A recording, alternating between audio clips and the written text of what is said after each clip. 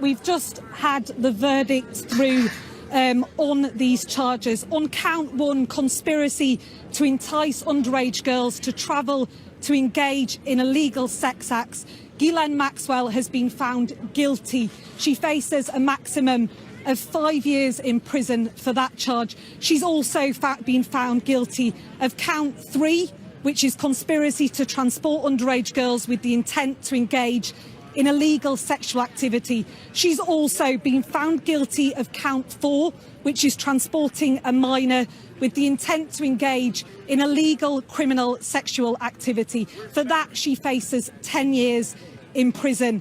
Ghislaine Maxwell also found guilty of count five on this charge sheet, conspiracy to commit sex trafficking of minors. She faces 5 years in prison.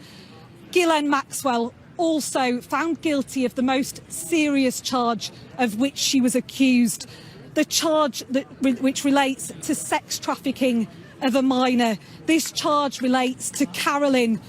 She testified under only her first name. She said that between 2001 and 2004, she attended Jeffrey Epstein's home on more than 100 occasions. She said on each of those occasions, she was subjected to a horrific sex act. Ghislaine Maxwell has been found guilty of sex trafficking Carolyn.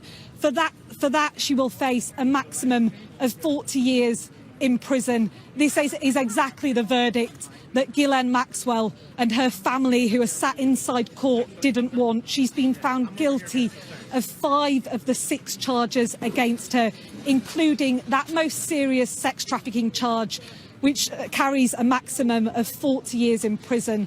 All this means is that Ghislaine Maxwell, who is 60 years old, will almost certainly spend the rest of her life in prison. The trial of Ghislaine Maxwell exposed the extent of the sex trafficking network and how she and the late Jeffrey Epstein were able to exploit young girls for so long. During Ghislaine Maxwell's trial, a teenage accuser was asked why she didn't speak out or fight back. Because, she said, she knew she was isolated. Here, in a mansion owned by Jeffrey Epstein, on an 8,000-acre ranch in the middle of the desert, isolated, she said, with just those 2 people.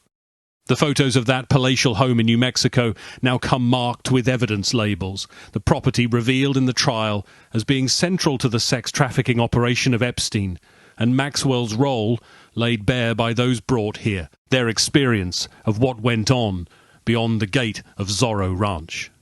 And this is just one property in a global portfolio in which Jeffrey Epstein and Ghislaine Maxwell could operate. Exclusive homes in New York and Florida and the Virgin Islands, where, as you can see, they could stay well away from the public gaze.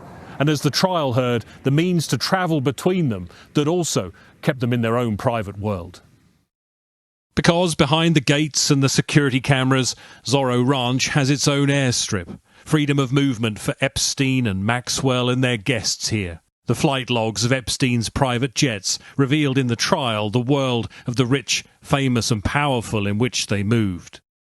With Maxwell at its heart, a who's who of politicians, power brokers and performers. None of those named in court were accused of any wrongdoing, but they demonstrated a couple with unrivaled connections.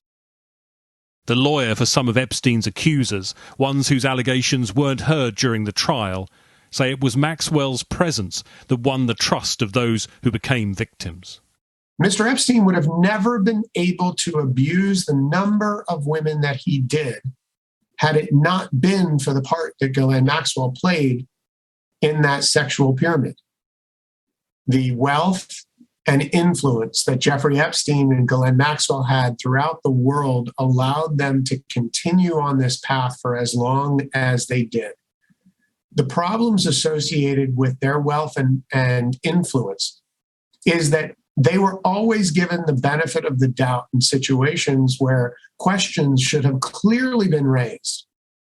All the many hundreds of people who have sent messages of support. Those who know Ghislaine Maxwell point to her past and the death of her father, the disgraced tycoon Robert Maxwell, on his yacht 30 years ago. She was very upset She was crying about her daddy. She was obviously, a daddy's girl, the youngest. Ken Lennox identified Robert Maxwell's body after his death. The death of Epstein, he believes, drove prosecutors to go after Ghislaine Maxwell. They lost Jeffrey, and she was the next. There's no one else visible to punish for what happened to these girls. I think she was under the influence of a man who, in many ways, resembled her father. Towards the end of Ghislaine Maxwell's trial, the jury was shown this video from inside the home in Palm Beach in Florida, where prosecutors say she and Jeffrey Epstein committed horrifying crimes. Their exclusive world is now no more. That house has been demolished. For many, the memories can never be erased.